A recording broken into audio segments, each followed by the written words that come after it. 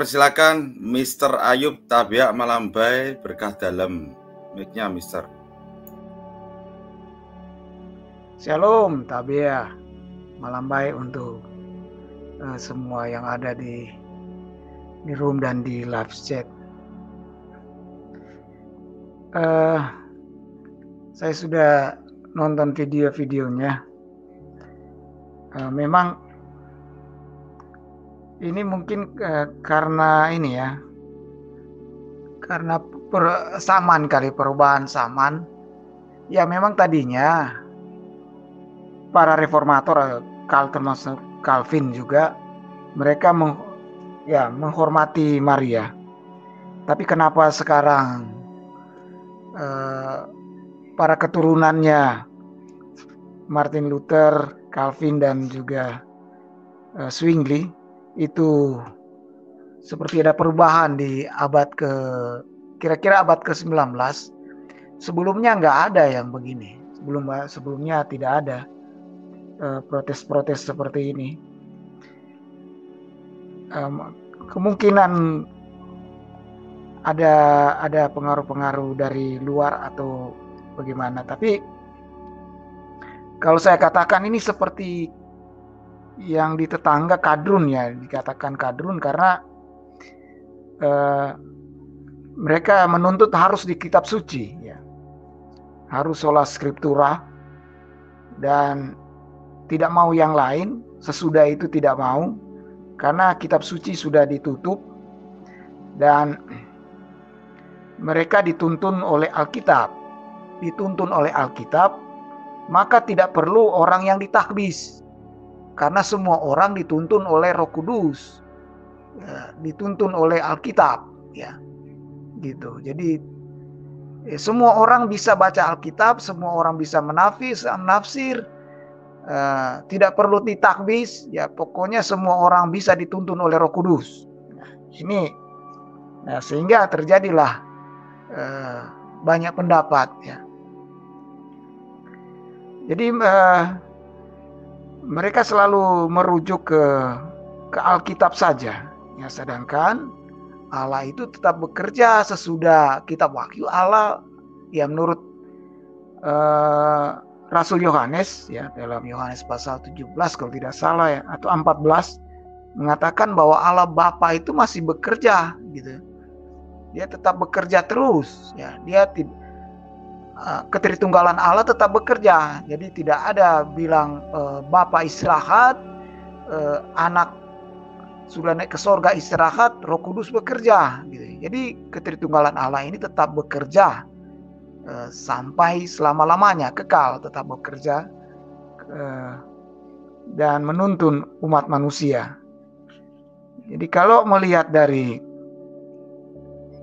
pemahaman Ortodoks itu tentang penghormatan kepada Maria, ya itu sudah dari dulu, dari abad-abad pertama, ya karena sesudah para rasul itu tidak ada, maka pemahaman ini tetap berlangsung terus gitu di dalam sejarah gereja.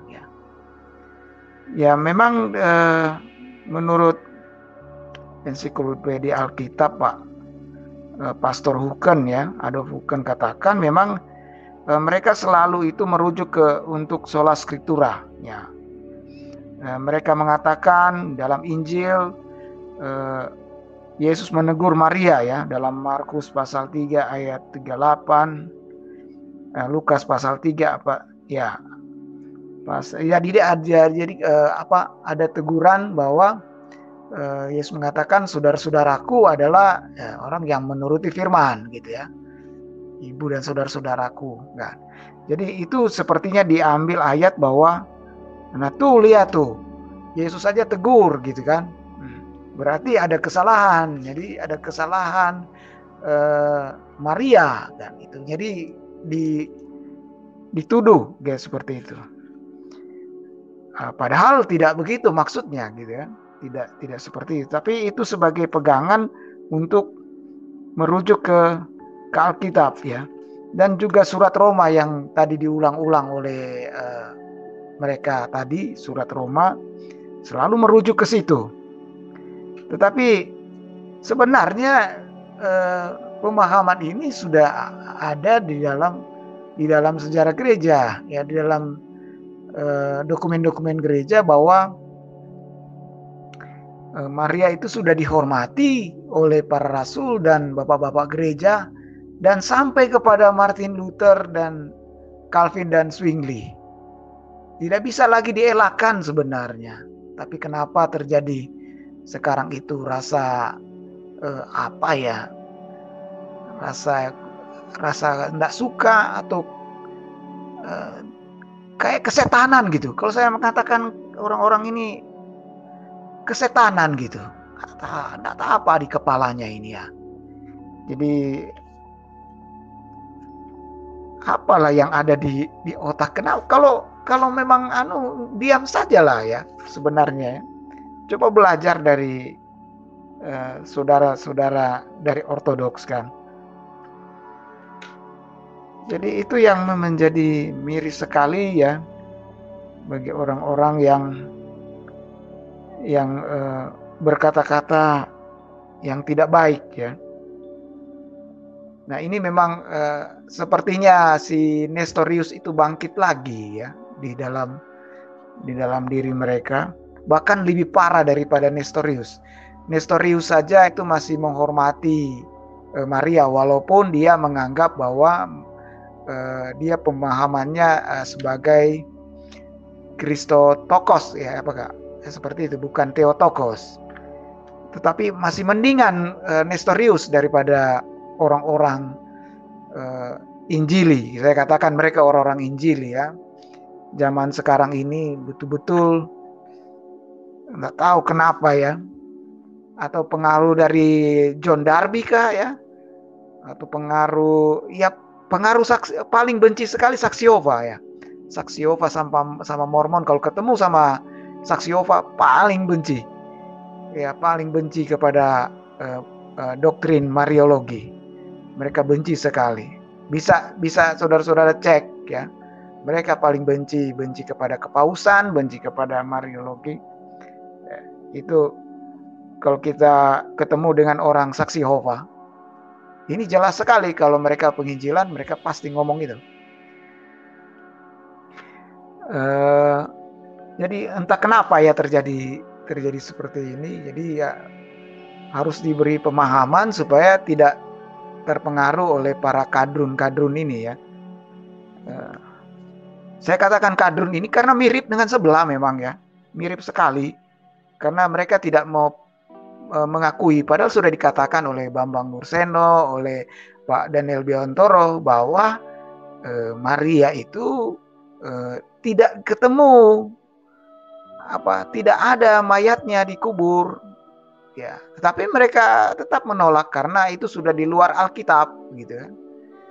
Dan ini adalah dua saksi ya, yang jadi Maria itu membimbing orang untuk kedatangan Yesus yang kedua kali ya, supaya tidak salah tafsir, supaya tidak pecah belah, supaya bersatu ya.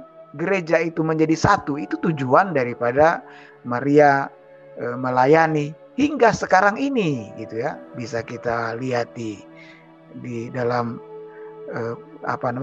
pesan-pesan di entah Fatima dan yang lain-lain ya. Pesan-pesannya itu untuk menyatukan gereja, untuk membangun gereja, untuk mempersiapkan umat kedatangan Yesus yang kedua kali, supaya tidak pecah-pecah, supaya tidak tidak liar gitu ya.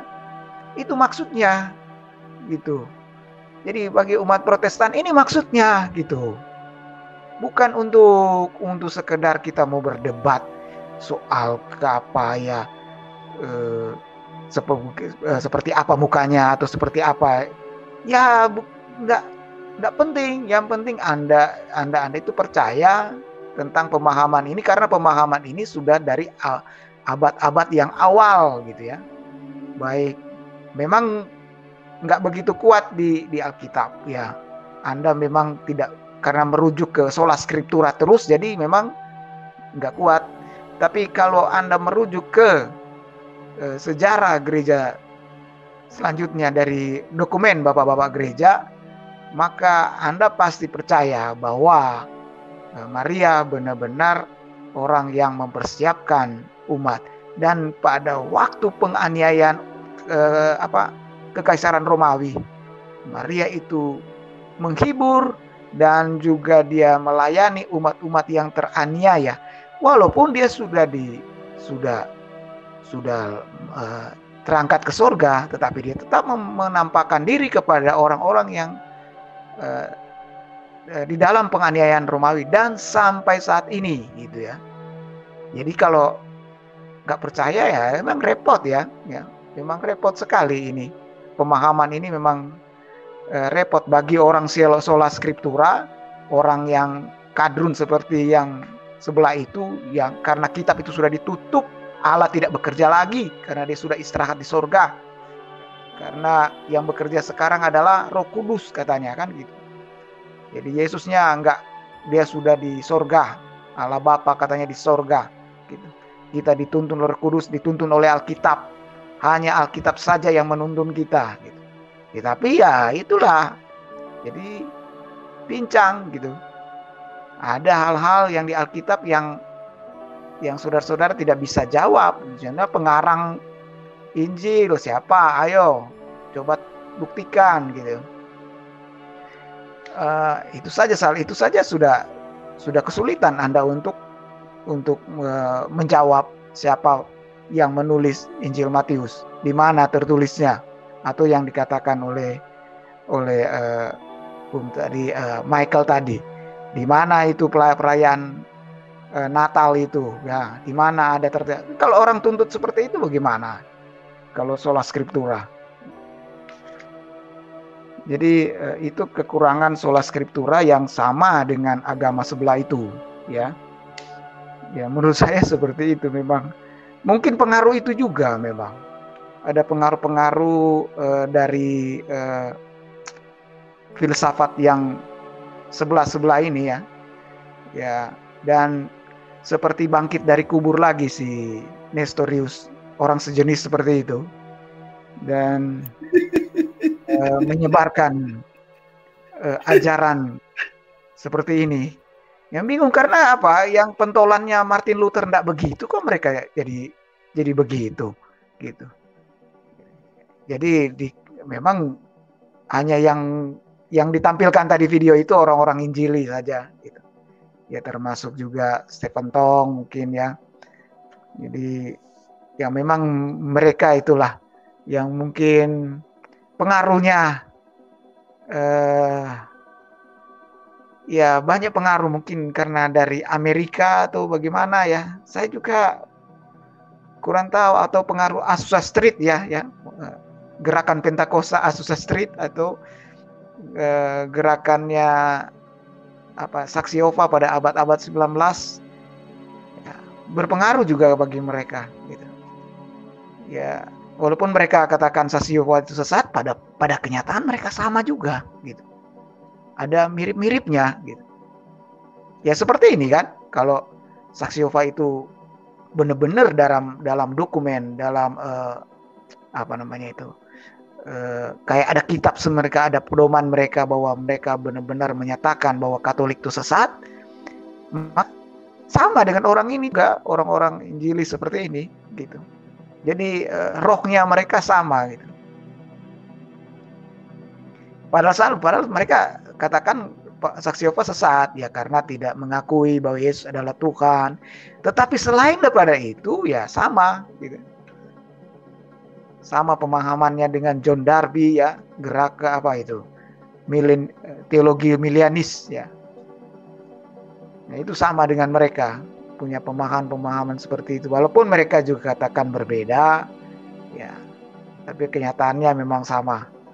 Gitu. Ada kesamaan yang sangat prinsipil dengan aliran-aliran sesat seperti Saksi Yehova. Apalagi ya, jadi anjuran saya supaya memang harus diberitakan terus ya, harus disampaikan terus. Jadi kalau mereka ngomong lagi begitu, ya karena ini kan mereka juga dosen-dosen juga ya, dosen-dosen yang mengajar gitu. Jadi mereka ingin meyakinkan mahasiswanya, sponsornya. Jadi kalau mereka bisa meyakinkan sponsor, maka uang masuk kan gitu banyak. Ya, contohnya yang di Batam itu ya, dia sedang bangun katanya. Ya tolong donasinya dikirim ya.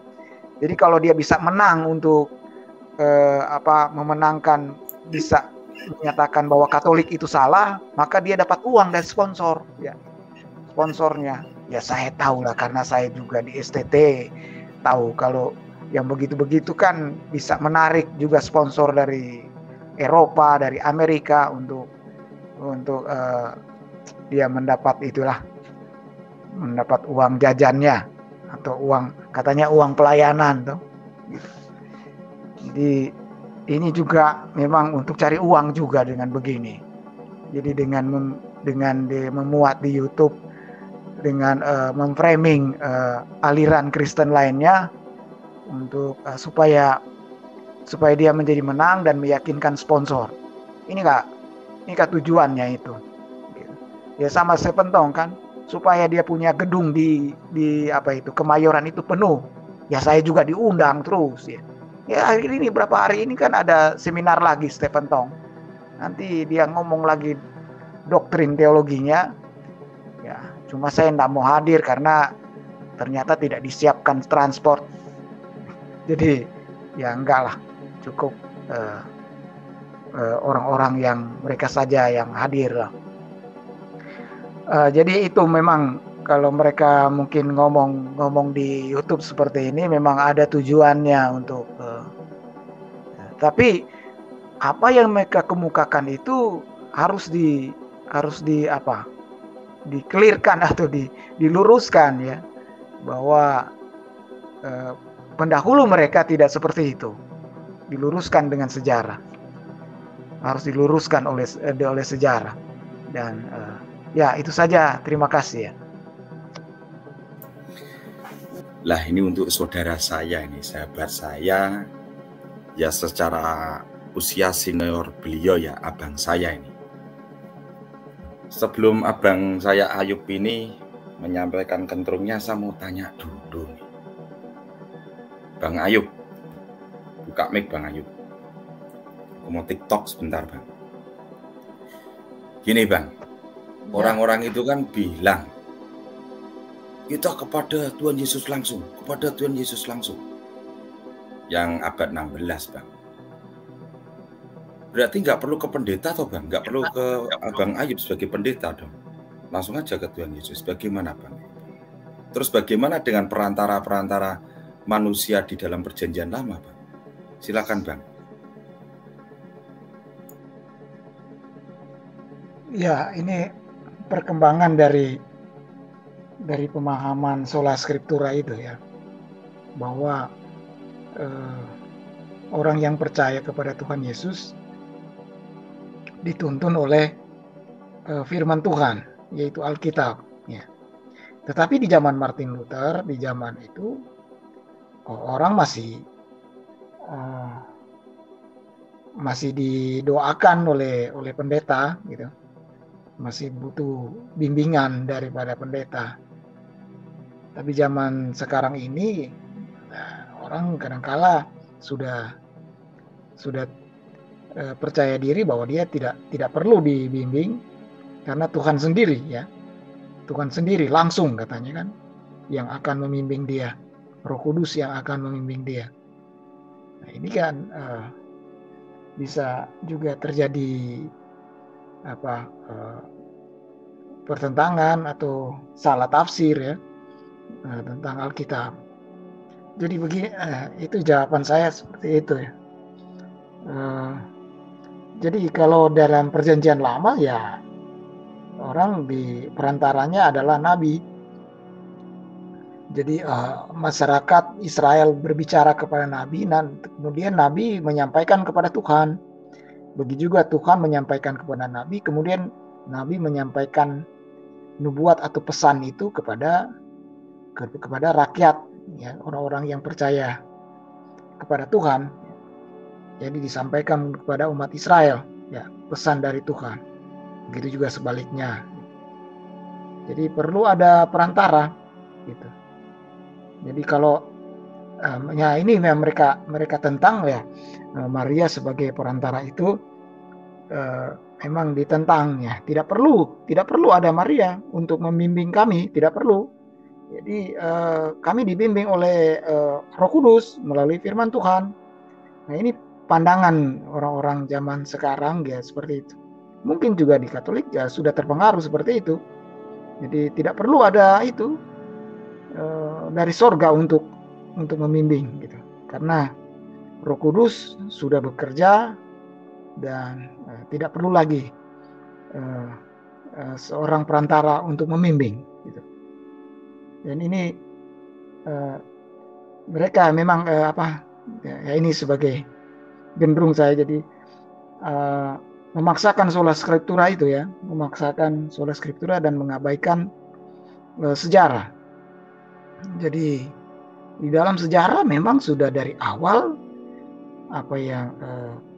pemahaman tentang Mariologi ini dikanung tanpa noda dan segala dengan apa yang ada predikat yang ada pada Maria memang sudah dari awal, dari ajaran bapak-bapak gereja sudah ada bukti-buktinya. Dan sampai kepada Martin Luther memang kenyataan begitu. Maria adalah dianggap sebagai malaikat pelindungnya. Luther yang ngomong begitu. Jadi ya terus bagaimana itu? Jadi perantara juga kan, gitu. Jadi dia memohon untuk didoakan, gitu, ya, dilindungi, ya. Jadi ya karena bagi umat Kristen saat itu, ya, orang yang percaya saat itu, ya, di zaman Martin Luther, orang kudus dan malaikat itu sama di sorga. Kita bisa berkomunikasi, ya. Ya Martin Luther begitu, ya, terus mau bagaimana? Zaman sekarang ini kalau terjadi perubahan. Nah, bagi saya ini karena ya. Gini, ya. Bang, ini yang terakhir saya bertanya. Oke. Dia menggunakan kata-kata seperti ini, Bang. Dalam darah Yesus, tutup bungkus kuasamu. Terus pertanyaan saya, Bang. Ya dalam darah Yesus semua kita bilur-bilurnya itu yang luar biasa juga. Tutup bungkus. Nah, tutup bungkus. Pertanyaan saya, Bang. Kalau dia memang sudah tidak mau perantara, malah dengan membuat suatu statement-statement yang kurang elok. Mohon maaf ya, Bang. Abang kan pendeta ini. Abang saya ini kan pendeta ini. Kira-kira dia mengimani Yesus yang mana ya, Bang? Pendek saja, Bang. Abang jangan kesurupan ya, Bang. Terima kasih, Bang.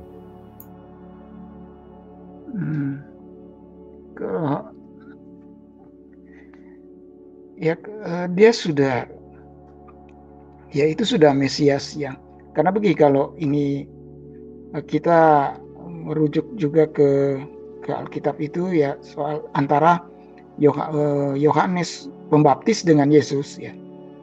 Jadi Tuhan Yesus mengatakan bahwa sebagaimana Yohanes juga dia katakan bahwa dia beginilah begitu, ya, begitu juga anak manusia. Jadi penolakan kepada Yohanes Pembaptis, ya, tentu berujung penolakan kepada Yesus itu juga sebagaimana Yohanes Pembaptis juga ditolak oleh umat Israel saat itu, gitu. Jadi kalau orang menolak Maria, ya, Maria sebagai perantara untuk membimbing umat kepada Tuhan Yesus, ya dia sudah menolak Yesus. Jadi orang-orang yang memframing ini, mereka sudah mempertuhankan Yesus yang lain, gitu. Jadi karena mereka menolak, istilahnya ini kan seperti Yesus dengan Yohanes Pembaptis, atau antara Musa dan Harun. Jadi kalau menolak juga, jadi harus tidak boleh menolak salah satu, gitu. Seorang pemimpin dan yang mempersiapkannya, gitu. Jadi Salomo dan Imam Sadok, Daud dengan Samuel, ya kan, yang mentakbisnya, gitu. Jadi yang mempersiapkannya ini jangan ditolak, ya. Ya kalau menolak itu sama dengan menolak pemimpinnya, gitu. Jadi kalau menolak Maria berarti menolak Yesus. Nah, ini karena ajaran Bapak Gereja ini dua sosok ini yang dikatakan dua saksi ini enggak bisa dipungkiri. Ini ada dalam sejarah gereja ini kuat sekali umat Ortodoks itu, kuat dalam hal ini, bahwa dalam umat Ortodoks ini dua ini enggak bisa terpisah, gitu ya, antara Maria dan Yesus ini sebagai dua saksi yang selalu dia digambar-gambarnya umat Ortodoks. Kemudian mereka menghormati, kadangkala dicium, gitu ya, gambarnya, ikon-ikonnya, baik ikon Yesus maupun Maria. Dan ini apakah kita 5 orang itu coba berani katakan Bambang Nurseno sesat, Bambang si Romo Biantoro sesat, coba Anda katakan begitu. Coba, ayo yang 5 orang itu berani nggak katakan begitu, kan? Atau si Gading Martin sesat, ya, coba katakan begitu, ya, karena mencium gambarnya Maria dan Yesus. Coba Anda katakan begitu. Jadi kalau menolak Maria sama dengan menolak Yesus. Jadi jawaban saya begitu. Jadi yang disembah adalah Yesus yang lain. Jadi karena Yesus mengatakan ada banyak muncul Mesias palsu yang disembah, yang disanjung. Mereka berharap bahwa mereka melakukan pelayanan untuk Tuhan, padahal sebenarnya tidak. Bisa saja meleset, pelayanan kepada setan.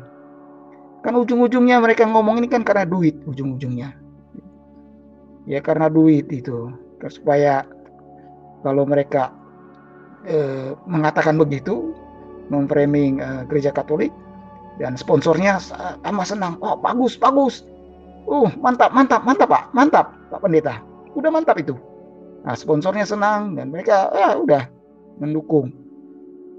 Jadi sekali lagi, bagi orang-orang yang menolak Maria itu sama dengan menolak Yesus. Itu dalam sejarah gereja ada bukti. Tanya Bambang Nurseno, tanya sama Romo Biantoro. Ya, dia yang cerita kok. Nontonlah itu, mereka punya YouTube. Jangan sebelum Anda ngomong-ngomong, nonton YouTube-nya. Apa yang diceritakan oleh Bambang Nurseno maupun Pak Romo Biantoro, bahwa ada peristiwa bahwa dua sosok ini menampakkan diri, yaitu Maria dan Yesus, pada saat kedatangan Rasul dari India, yaitu Rasul Thomas.